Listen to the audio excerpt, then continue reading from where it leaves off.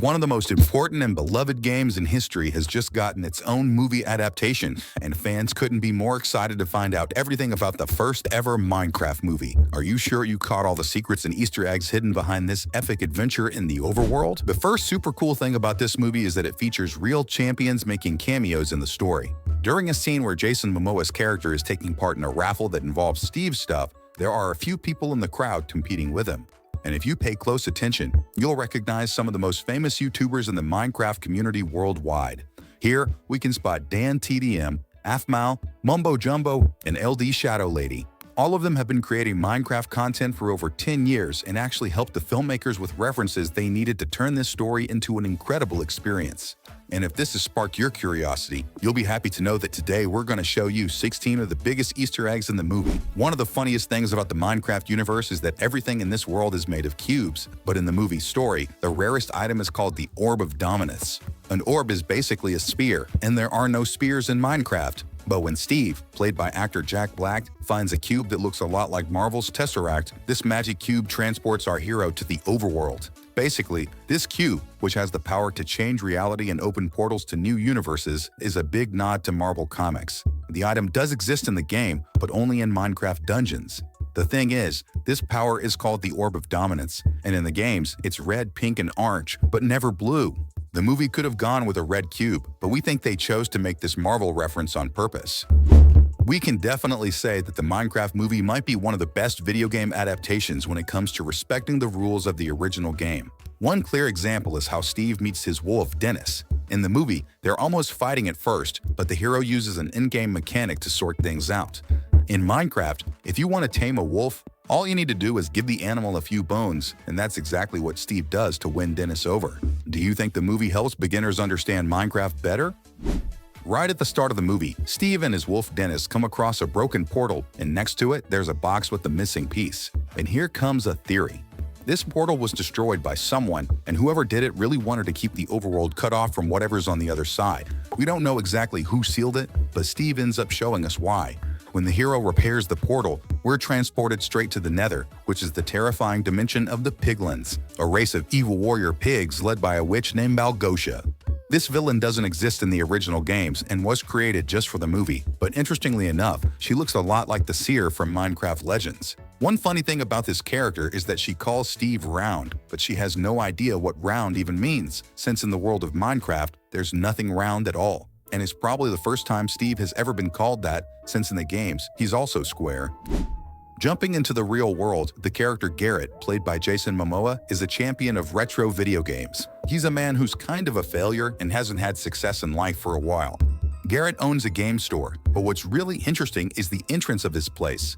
It says he's the 1989 World Champion, which just so happens to be the same year Nintendo held its very first championship. And the font used for the writing in front of the building is exactly the same as the one Nintendo used to promote the tournament back in the 90s. Would you like to be the champion of your favorite game? Drop a comment with #game so we can get to know ya. Going back to the beginning, the first big reference in the movie starts with the game's starting cube. The movie plays around with Minecraft's loading screen by showing the loading screen for a brand new world. And this reference is actually really interesting because the movie's director, Jared Hess, decided to call this adaptation a Minecraft movie, and the reason is pretty simple. What we're seeing in theaters is a brand new Minecraft world, not the same one everyone knows from the games. That's because, in the movie's rules, there are some details from the original game, but they also mix in elements from Legends and Dungeons into a single world. See why the cube that drives the movie introduces a new world? The title of the movie is actually super clever because it honors the games while creating new rules of its own. When Steve meets the main characters, which are Henry, who's a smart but kind of awkward kid, his older sister Natalie, Dawn, their neighbor who helps them move to the new town, and of course Garrett, the former video game champion. All four of them end up in the overworld and get help from Steve, which is all good, but there's a big Easter egg when our hero shows the visitors his secret arsenal. Way in the back of the scene, you can spot a sign with a warning about explosions and creepers. The movie doesn't really draw any attention to this sign, but soon enough you'll see why it was hidden in the corner of the room. Here's a tip though, never forget an important sign. One of the biggest and best references in the whole movie happens right here, and not because it's something everyone will catch, but because Minecraft fans were truly touched by it. During a scene where Steve is walking through a village with his crew, they pass by a pig wearing a crown. The hero calls this pig a legend, and if you're not familiar with Minecraft, you might not understand what that means, but we'll explain it to you. This is a reference to one of the greatest gaming content creators ever, and especially a legend in the Minecraft community. His name was Technoblade, and his symbol was a pig wearing a crown, just like in the movie. Sadly, Technoblade passed away after battling a terrible illness, and this was the movie's way of paying tribute to one of the most legendary members of the Minecraft community. In that same village scene, Steve shows off a machine he built that pours lava from the underworld onto chickens. This way, the bird turns into a cooked chicken and the players can eat. This is a fun nod to the kind of contraptions Minecraft players usually build to farm food in the game. In other words, it's an inside joke for fans of the Minecraft universe. But to make their escape, Steve shows off two super powerful items called elytra wings, and this is both a huge Easter egg and a big theory. In the world of Minecraft, you can use these elytra wings to glide across the map, but to get them you have to reach the end of the world and defeat the Ender Dragon, the most powerful monster in the entire universe. That means Steve has made this journey at least twice and defeated the dragon to get these special wings, though it's a shame we didn't actually get to see any of that in the movie. Unfortunately, the pigs managed to knock the heroes down and they almost got crushed to death in the fall. That would have happened if the movie creators hadn't done their homework. In Minecraft, you can soften a fall by landing in water, and one of the funniest tricks players use is to pour a bucket of water on the ground. That's exactly what Steve does to save everyone, and when fans saw this in the theater, they definitely went wild for this reference. You know who really knows their stuff about Easter eggs? Our channel, so make sure to subscribe and hit the notification bell. Still being chased by the villains, Steve ends up leading Henry and Garrett into an abandoned mine. Well, at least that's what he thinks, since he forgot about the sign from the beginning of the story. Remember we mentioned a sign tucked away in the corner that nobody paid attention to? If Steve hadn't forgotten about it, he would have known that inside the mine there's a huge creeper farm, and we're talking about those explosive monsters that almost blow everything to pieces. Luckily, they managed to escape, but it was a close call. When Małgosia gets mad about not being able to capture the heroes, a very familiar character shows up. We meet the Grand Hov, who is a mighty pig warrior.